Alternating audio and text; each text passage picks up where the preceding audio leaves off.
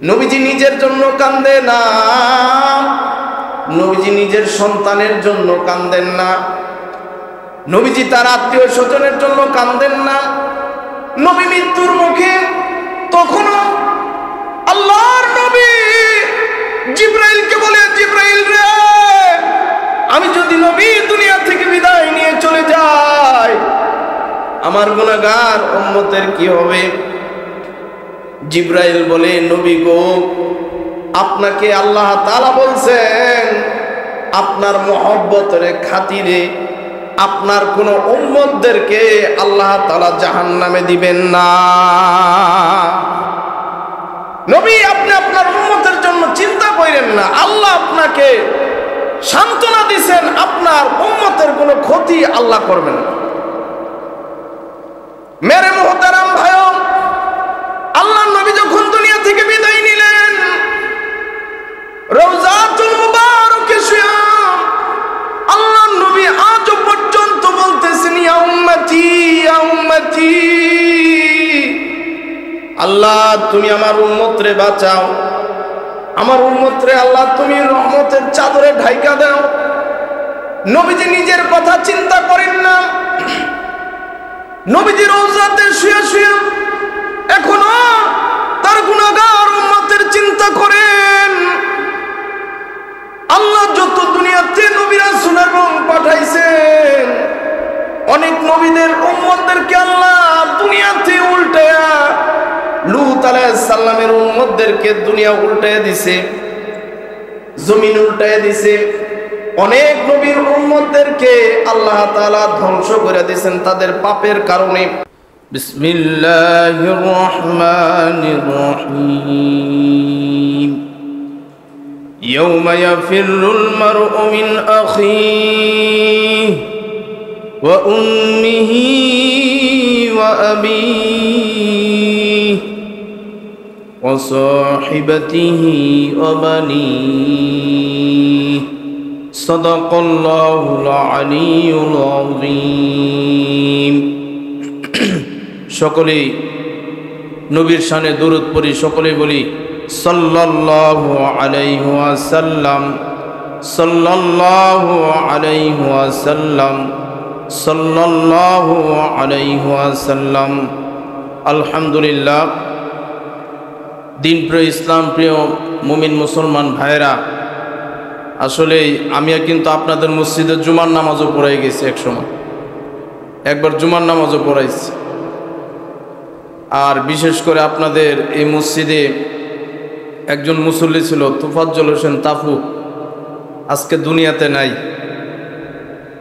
তার সাথে ভালো একটা সম্পর্ক ছিল, তার জন্য দোয়া করি আল্লাহ মাফ করুক তাকে। সে কি দুনিয়াতে আছে? নাই। হয়তো এই মসজিদে নামাজ পড়তো, আপনারা যারা পড়েন হয়তো কালকে অনেকে হয়তো এই মসজিদে নামাজ পড়তে পারবেন না, বা এক বছর পরে হয়তো আপনাদের মধ্য থেকে 5 জন 10 জনকে খুঁজেও পাওয়া যাবে না। আপনারা একটু বাজে যদি কিছু মনে না করেন, একটু সামনে আসলে ভালো হয়, সামনে আসলে ভালো হয়। আমি আপনাদের সামনে অল্প কিছু কথা বলবো, তারপরে ইনশাল্লাহ বিদায় নিব। মেরে মোহতারাম ভাইও, দুনিয়া কারো থাকার জায়গা না। আজকে আসি, কালকে থাকবো না, আবার কালকে আসি, এরপরও আমাদেরকে আর খুঁজে পাওয়া যাবে না। ক্রমান্বয়ে বংশ পরম্পরায় সবাই একদিন দুনিয়া থেকে বিদায় নিবে। আমি আজকে আপনাদের সামনে কথা বলতেছি, এক সময় আমি রুহের জগতে ছিলাম, রুহের জগৎ থেকে দুনিয়াতে আসছি।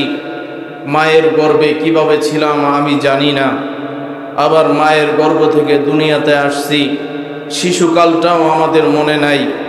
আস্তে আস্তে বড় হয়ে গেছি, দাড়ি হয়েছে, আস্তে আস্তে চুল ও পাকন ধরেছে। এভাবেই দুনিয়ার মানুষের হায়াত একদিন চলে যাবে। দুনিয়াতে আসলে মানুষের থাকার জায়গা না। আল্লাহ দুনিয়াতে মানুষকে পাঠাইছেন আখিরাতের বাজার করার জন্য। আখিরাতের কি করার জন্য? বাজার করার জন্য। মানুষকে আল্লাহ দুনিয়াতে পাঠাইছেন আখিরাতের বাজার করার জন্য।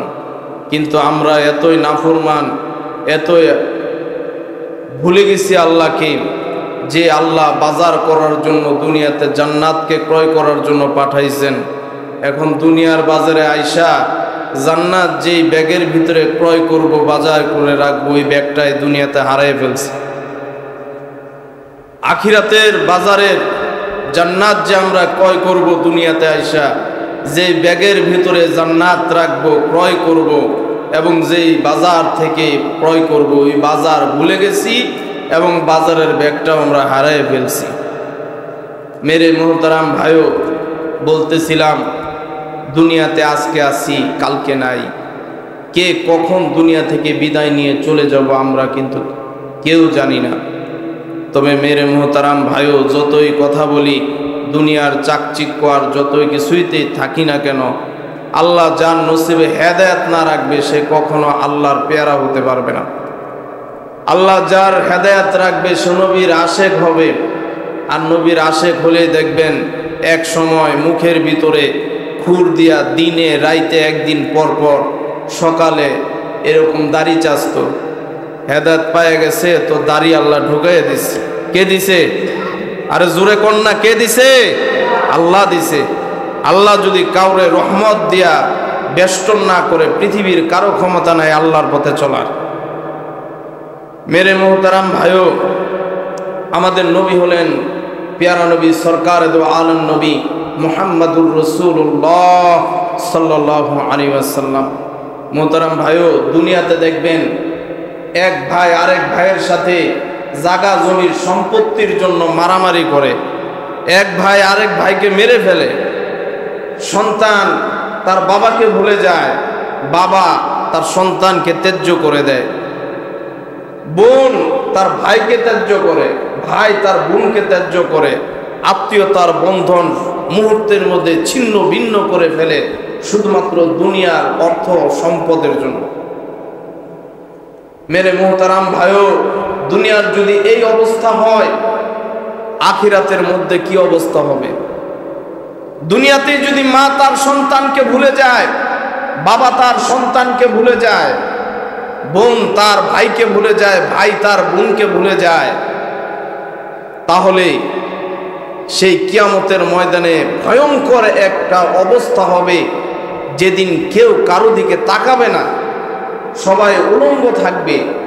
আল্লাহ নবী বলেন, কিয়ামতের দিন কঠিন মুসিবতের দিন, সবাই উলঙ্গ অবস্থায় থাকবে। হযরতে মা আয়েশা সিদ্দিকা রাদিয়াল্লাহু তাআলা আনহা বলেন, ওগো আল্লাহর নবী, কিয়ামতের মাঠে যদি সবাই উলঙ্গ অবস্থায় থাকে, একজন আরেকজনকে দেখবে না, লজ্জা স্থান দেখে ফেলবে না? আল্লাহর নবী বলেন, আয়েশা রে, তুমি বলতেছো লজ্জা স্থান দেখে ফেলবে উলঙ্গ থাকা অবস্থায়? না আয়েশা, না, তুমি যা ভাবতেছো তা না। কিয়ামতের মাঠ এত একটা ভয়ঙ্কর মাঠ হবে, সেখানে একজন আরেকজনের দিকে তাকানোর সাহস পর্যন্ত তো দূরের কথা, সময় পর্যন্ত পাবে না। সেদিন কেউ কারো আপন থাকবে না।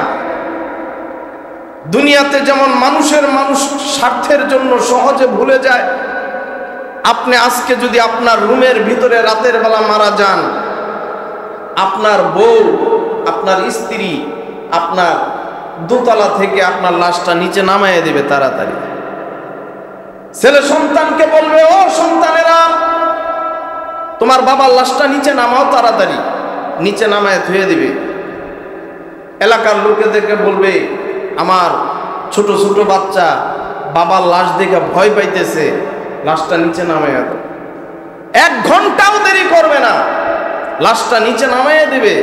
কার সাথে 60 বছর শুইলেন, কার সাথে 70 বছরের দাম্পত্য জীবন করলেন, 1 ঘন্টায় ভুইলা গেল। নিজের সন্তানের জন্য গাড়ি করলেন, বাড়ি করলেন, টাকা পয়সা অর্থ সম্পদ সব কিছু করলেন, সেই সন্তানরাই দেখবেন 1 রাতের ভিতরে আপনারা মাটি দিয়ে তাড়াতাড়ি চলে আসতেছে। দুনিয়া কারো আপন না, কারো থাকার জায়গা না। একমাত্র আপন হলেন আল্লাহ। একমাত্র আপন কে? আল্লাহ এবং তার রাসূল সাল্লাল্লাহু আলাইহি ওয়াসাল্লাম। দুনিয়ার সবাই ভুলে যাবে, কিন্তু রাসূল আমাদেরকে ভুলবে না। সুবহানাল্লাহ কোন? নবীজি যখন দুনিয়াতে আসছেন তখনও নবী ইয়া উম্মতি উম্মতি বলে ডাকছেন। দুনিয়া থেকে যখন নবুয়তের পূর্ব পর্যন্ত নবী উম্মতের মায়ায় দুঃখ কষ্ট সহ্য করে দুনিয়াতে জীবন যাপন করেছেন। রাতের বেলা নবীজি যখন ঘুমাইতেন তখনও ঘুমের ঘরে উম্মতের কথা চিন্তা করতেন। নবীজি যখন নামাজের মধ্যে দাঁড়াইতেন তখনও তার ফিকির এবং ধ্যান উম্মতের জন্য। নবী যখন সংসার করতেন তখনও তার ধ্যান এবং ধারণা তার গুনাহগার উম্মতের জন্য। নবী যখন দুনিয়া থেকে বিদায় নিবেন মালাকুল মউত আইসা পড়ছে। কিন্তু আমরা কত গুনাহ করি, কত পাপাচার করি। আল্লাহ তাআলা এমন গজব নাযিল করেন না যে গজবে আল্লাহর নবীর উম্মত গোটা উম্মতটা ধ্বংস হয়ে যায়।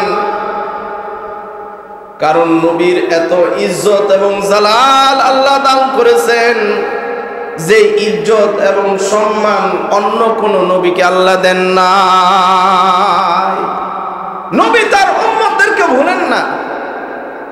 কিয়ামতের কঠিন ময়দানে যখন সমস্ত মানুষগুলো দাঁড়িয়ে থাকবে, নবী রাসূলরা দাঁড়িয়ে থাকবে, জাহান্নামের ভিতর থেকে যখন জাহান্নাম ক্ষুধার্ত অবস্থায় আছে, জাহান্নামের খাবার হলো মানুষ। জাহান্নামের খাবার কি? মানুষ। এই মানুষগুলাকে ছু মেরে ধরার জন্যে জাহান্নাম বের হয়ে আসতে চাইবে। আল্লাহ নবী বলেন আল্লাহ তাআলা জাহান্নামকে তার জায়গায় স্থির রাখার জন্যে 19 জন ফেরেশতা জাহান্নামকে ধরে রাখবেন।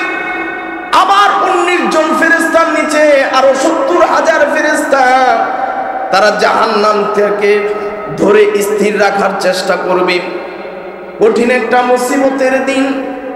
সেদিন মা তার সন্তানকে চিনবে না, বাবা তার সন্তানকে চিনবে না, ভাই তার বোনকে চিনবে না, বোন তার ভাইকে চিনবে না, দুনিয়ার বন্ধু বান্ধব তার বন্ধুকে চিনবে না। সেদিন একজন আরেকজনের কাছ থেকে দূরে সরে যাওয়ার চেষ্টা করবে। ওই কথাটাই আল্লাহ বলেন ইয়াউমা ইয়াফিরুল মারউ মিন আখিহি ওয়া উম্মিহি ওয়া আবিহি ওয়া সাহিবাতিহি ওয়া বানিহি। ইয়াউমা ইয়াফিরুল মারউ মিন আখিহি, সেদিন এবং ভয়ঙ্কর দিন সেদিন, মিন আখিহি মানে তার ভাই তাকে ভুলে যাবে, ওয়া উম্মিহি ওয়া আবিহি সে তার মা থেকে দূরে চলে যাবে, মা তাকে ভুলে যাবে, ওয়া আবিহি তার বাবা তার সন্তানকে অস্বীকার করবে। কঠিন মুসিবতের দিন। আল্লাহ বলেন মানুষের কথা না, দুনিয়াতে যদি এমন হইতে পারে কিয়ামতের দিন আর কত কঠিন হবে এটা আমরা নিজের চোখেই দেখতে পাই। দুনিয়াতে যদি মানুষ অল্পের জন্য ভুলে যায়, ময়দানে মাহশারতে ভোলাটা এত কঠিন নয়, মুহূর্তের মধ্যে ভুলে যাবে। সন্তান তার মাকে দেখা মার কাছে দৌড়বে, মার কাছে যা বলবে ও মা আমি তো আজকের কঠিন মুসিবতের দিন আছি, আমি একটু নেকির জন্য জান্নাতে যাইতে পারতেছি না। মিজানের পাল্লাটা মা গো, মিজানের পাল্লাটা হালকা হয়ে গেছে, তোমার সন্তান আমি। ও মা, যে সন্তানকে 10 মাস 10 দিন গর্ভে ধারণ করেছো, প্রসব বেদনা তুমি সহ্য করেছো মা, আমি সন্তান একটু কষ্ট পাবো মা, তুমি কখনো সহ্য করো নাই। এই কঠিন মুসিবতের দিন মা গো, জাহান্নামের আগুনে আবাদান আবাদ চিরস্থায়ী আগুনের মধ্যে পড়ব মা। আজকে যদি তুমি আমাকে একটু নেকি দাও মা, আমি জান্নাতের মধ্যে যাইতে পারবো। মা কঠিন মুসিবতের দিন নিজেকে নিয়ে চিন্তায় থাকবে, ইয়া নাফসি ইয়া নাফসি। মা বলবে এ ছেলে আমি তো তোমাকে চিনি না, দুনিয়াতে আমি তো ছিলাম বন্ধা, আমার তো কোনো সন্তান হয় নাই। ও সন্তান, তুমি ভুল করতেছো, তুমি অন্য কাউকে দেখো। মা তাকে তাড়িয়ে দিবে, ভাইয়ের কাছে যাবে, ভাই তাকে বলবে আমার তো দুনিয়াতে কোনো ভাই ছিল না। বাবার কাছে যাবে, বাবা বলবে বৎস রে, তুমি ভুল করতেছো, আমার তো দুনিয়াতে কোনো সন্তান ছিল না, আমি তোমার বাবা না। কঠিন মুসিবত দেখা বাপ তার সন্তানকে অস্বীকার করবেন, মা তার সন্তানকে অস্বীকার করবেন, ভাই তার ভাইকে অস্বীকার করবেন, বন্ধু বন্ধুকে অস্বীকার করবে, কেউ তার পাশে থাকবে না। লোকটা যখন অসহায় হইয়া একা একা ময়দানে মাহশারাতে হাঁটতেছে আর মনে মনে ভাবতেছে, আল্লাহ রে, দুনিয়ার সবাই ভুলা গেল, আল্লাহ তোমার রহমত ছাইরা জান্নাতে যাওয়া আমার পক্ষে সম্ভব না। তখন এমন হবে, আল্লাহ তাআলা দিলের খবর জানে, বান্দা লজ্জায় মাথাটা নিচের দিকে দিয়া থাকবে, আল্লাহ তো বান্দার মনের খবর জানে, বান্দাকে ডাক দেবে, ও বান্দা এদিকে আস, বান্দা তোর মা তোরে ভুলে গেছে। কয় জি আল্লাহ, দুনিয়ার সবাই তোরে ভুলে গেছে, তুই দিলে দিলে তুই আমার রহমতের কামনা করছস বান্দা, আমি তো আল্লাহ শুনে ফেলছি। বান্দা রে, তুই তোর রবকে ডাক দিছস, যা বান্দা, সবাই তোরে তাড়াইয়া দিছে, আমি আল্লাহ তোরে মাফ করে জান্নাতের ফয়সালা করে দেব। আল্লাহ হলেন আপন। মেরে মুহতারাম ভাইও, কিয়ামতের কঠিন মুসিবতের দিন, লক্ষ লক্ষ বছর চলে যাবে, আল্লাহ বিচার ফয়সালা করে না। কঠিন মুসিবতের দিন মানুষের জিহ্বাটা নাভি পর্যন্ত চলে আসবে, কারো কারো ঘাম সূর্যের উত্তাপে, কারো কারো ঘাম হাঁটু পর্যন্ত আসবে, আবার কারো কারো ঘাম তার নাভি পর্যন্ত উঠে যাবে। বর্ণনায় আছে, সূর্যের উত্তাপে মানুষের ঘামে কারো কারো ঘাম গলা পর্যন্ত চলে আসবে, সিনা পর্যন্ত চলে আসবে, আবার কেউ কেউ ঘামের মধ্যে হাবুডুবু খাইতে থাকবে। বিচার ফয়সালা হয় না। কিয়ামতের মাঠে জাহান্নামের গর্জনে যখন সবাই অচেতন হয়ে পড়বে, যখন হাজার হাজার লক্ষ লক্ষ বছর পরে হুঁশ ফিরে আসবে, সবাই যখন হুঁশ ফিরে আসবে তখন চিন্তা করবে, আল্লাহ গো, আমরা এখন কার কাছে যাই? আল্লাহ যদি বিচার ফয়সালা করে ফেলতো, তাহলে হয়তো কে জান্নাতি আর কে জাহান্নামী বুঝতে পারতাম। দুনিয়ার সমস্ত মানুষগুলা পয়গম্বর আদমের কাছে যাবে, বাবা আদমের কাছে যায় বলবে, ও গো আদম নবী, আপনি তো আমাদের বাবা, ও পয়গম্বর আদম, আমরা হলাম আপনার সন্তান। বাবা আদম, আপনি যদি একটু আল্লাহর কাছে বলতেন, আল্লাহ এই হাসরের ময়দানের অধিবাসীদের বিচার ফয়সালা করে দেন, তাহলে হয়তো আল্লাহ একটু বিচার করে দিত, তাহলে আমরা বুঝতাম কে জান্নাতি আর কে জাহান্নামী। পয়গম্বর আদম বলবে, ও উম্মতেরা, ও আমার সন্তানেরা, শোনো, তোমরা তো অনেক আশা কইরা আমি আদমের কাছে আসছো, কিন্তু আমি আদম আজকে তো ইয়া নাফসি করতেছি, কারণ আমি আদম নিজেই নিজেকে নিয়ে টেনশনে আছি। আল্লাহ যখন আমাকে কুদরতিভাবে বানাইছিল, বলেছিল লা তাকরাবা হাদিহিস শাজারা, আল্লাহ বলেছিল এই গাছের নিকটে যাওয়ার জন্য না, কিন্তু আমি এবং হাওয়া শয়তানের ধোঁকায় পড়লাম, আল্লাহর অবাধ্য সন্তুষ্টি অর্জন করে জান্নাত থেকে বিতাড়িত হয়ে দুনিয়াতে চলে গেছিলাম।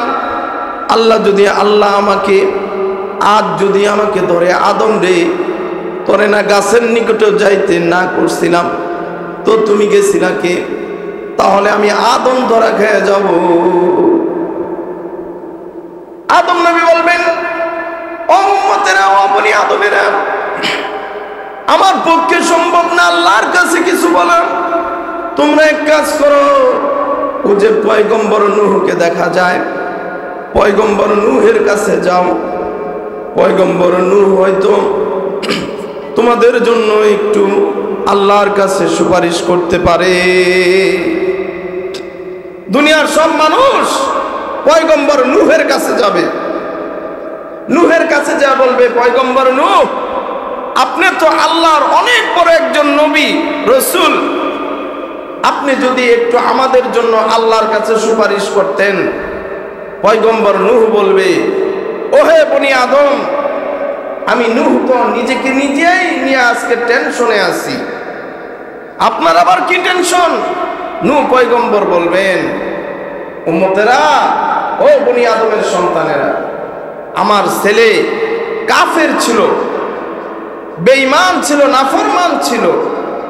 যখন আল্লাহর ধ্বংসপ্রাপ্ত পানিতে ডুবে যাইতেছিল, আমি আল্লাহর কাছে বলছিলাম, আল্লাহ, ও তো আমার সন্তান, আমার পরিবারের লোক, আল্লাহ আপনি যদি তারে বাঁচায় দিতেন। তখন আল্লাহ আমাকে বলছিল, ও নূহ, ধমকের সুরে বলছে, নূরে, তুমি যাকে সন্তান মনে করতেছো সে তো বেঈমান, আল্লাহর তাওহীদের একত্ববাদে বিশ্বাসী না। অতএব যে কাফের থাকে, তাওহীদের বিপরীতে অবস্থান নেয়, সে কখনো তোমার পরিবারের লোক হইতে পারে না। আমি তারপর আল্লাহর কাছে আমার সন্তানের জন্য, জীবন বাঁচানোর জন্য আকুতি কাকুতি মিনতি করেছিলাম। আজকে যদি আল্লাহ আমাকে ধরে, আমি নূহ আল্লাহর কাছে জবাব দিতে পারবো। তোমরা এক কাজ করো, ওই যে জাতির পিতা ইব্রাহিম আলাইহিস সালাতু ওয়াস সালামকে দেখা যায়, তোমরা তার কাছে যাও। হয়তো সে আল্লাহর খলিল বন্ধু, হয়তো সে কিছু একটা করতে পারে। বনি আদমেরা সবাই মিলা পয়গম্বর ইব্রাহিমের কাছে যাইবে। ইব্রাহিমের কাছে যে বলবে, ও পয়গম্বর ইব্রাহিম, আদম নবীর কাছে গেলাম, তিনি আমাদেরকে ফিরিয়ে দিছে। পয়গম্বর নূহের কাছে গেছি, তিনিও আমাদেরকে ফিরিয়ে দিছে। আমরা আপনার কাছে আসছি, ওগো ইব্রাহিম নবী, আপনি যদি একটু আল্লাহর কাছে বলতেন, আজকের বিচার ফয়সালাটা যেন করে ফেলে। পয়গম্বর ইব্রাহিম বলবে, ও বনি আদমেরা, তোমরা তো আমার কাছে আসছো, এক এক নবী একটা করে উজর দেখে তারা দিবে, আর পয়গম্বর ইব্রাহিম তিনটা উজর দেখে বলবে, আমি ইব্রাহিমের পক্ষে সম্ভব না। তোমরা এক কাজ করো, পয়গম্বর মুসার কাছে যাও। পয়গম্বর মুসা ঘন্টার পর ঘন্টা আল্লাহর সাথে কথা বলতো। হয়তো পয়গম্বর মুসা একটা কিছু করতে পারবে। সমস্ত মানুষেরা পয়গম্বর মুসার কাছে যাবে। পয়গম্বর মুসার কাছে গেলে মুসা বলবে, ও বনি আদমের সন্তানেরা, তোমরা আমার কাছে আসছো, কিন্তু আমি পয়গম্বর মুসা আজকে নিজেই নিজেকে নিয়ে টেনশনে আছি, কিছুই করতে পারবো না। কারণ আমি মুসা একজনকে বুঝানোর জন্য একটা থাপ্পড় দিছিলাম, থাপ্পড় খায়া লোকটা মইরা গেছে। এখন আল্লাহ যদি আমাকে ধইরা ফেলায়, মুসা রে তুমি এই লোকটারে মারছো, তাহলে আমি মুসা আল্লাহর কাছে ধরা খেয়ে যাব।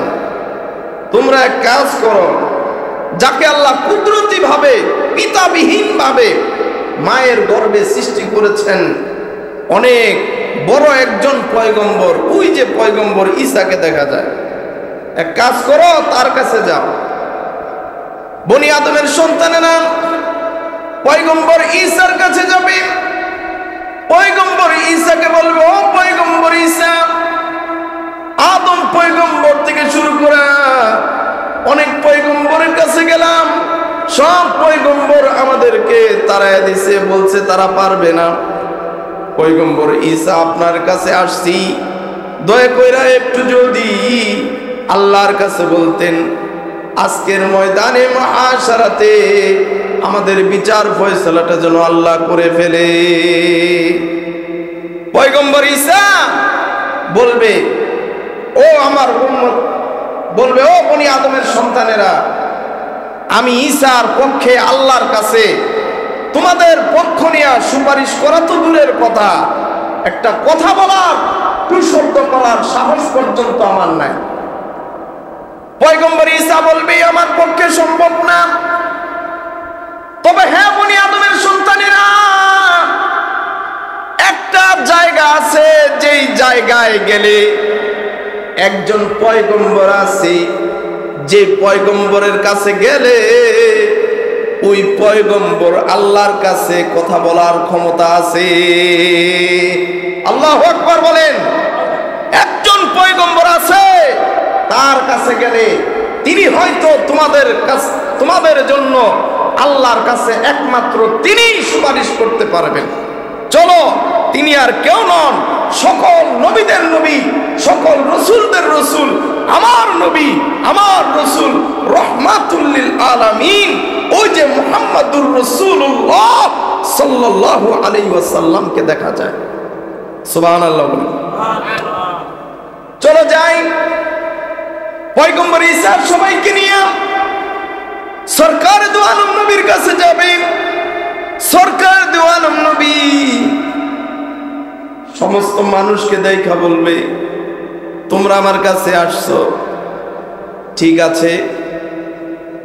সরকার দু আলম নবী মাকামে মাহমুদ একটা জায়গা আছে, ওই জায়গাটা একমাত্র আমাদের নবীকে আল্লাহ তাআলা দিবেন। মাকামে মাহমুদ মানে সম্মানিত জায়গা, একমাত্র আমাদের নবীকে আল্লাহ তাআলা ওই জায়গায় অবস্থান করাবেন। আল্লাহর পয়গম্বর নবীজি সেখানে সিজদায় পড়ে যাইবেন। সিজদায় পড়া আল্লাহর নবী বলেন, আমি আল্লাহ তাআলার এমন গুণগান করব, পৃথিবীর কোন মানুষ, কোন পয়গম্বর, কোন নবী রাসূল কেউ আজ পর্যন্ত আল্লাহ তাআলার এমন গুণগান প্রশংসা করে না। আমি নবী এমন প্রশংসা আল্লাহর করব, সিজদায় পড়ে নবীজি প্রশংসা করতে থাকবেন। আর নবীজি এমন কান্নাকাটি করবেন যে কান্নাকাটি পৃথিবীর আর কেউ করে না। আল্লাহ তাআলা সেদিন ঘোষণা করবেন, কি নিজেই বলতে থাকবেন, সমস্ত রাজা বাদশারা পৃথিবীর মানুষেরা সামনে দাঁড়ায় থাকবে। আর আল্লাহ সেদিন ঘোষণা করবেন কি, লিমানিল মুলকুল ইয়াউম, লিমানিল মুলকুল ইয়াউম, লিমানিল মুলকুল ইয়াউম, আজকের রাজত্ব কার? আল্লাহ নিজে বললেন, ও দুনিয়ার মানুষেরা, রাজা বাদশারা শোনো, আজকের রাজত্ব কার?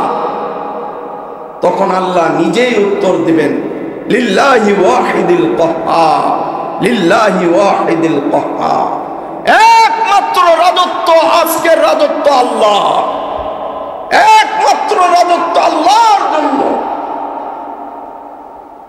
মেরে মুহতারাম ভাইও, আমি শেষ করে দিচ্ছি।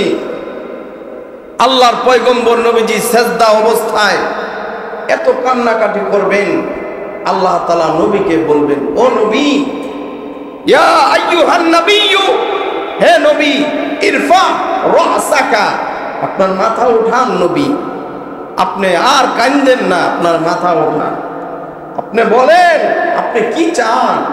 আপনার রব আজকে এই জায়গায় আপনি যা চাইবেন আপনার রব আপনাকে তাই দিয়ে দিবেন। সুবহানাল্লাহ। আল্লাহ নবী বলবেন, ও আমার আল্লাহ, রব্বি হাবলি উম্মতি, আল্লাহ আপনি আমার উম্মতদেরকে মাফ করে দেন। আল্লাহ বলবেন, ওগো নবী, আপনার যারা খালেস উম্মত, আমি আপনাকে কথা দিলাম তাদের সকলকেই আমি মাফ করে দিব।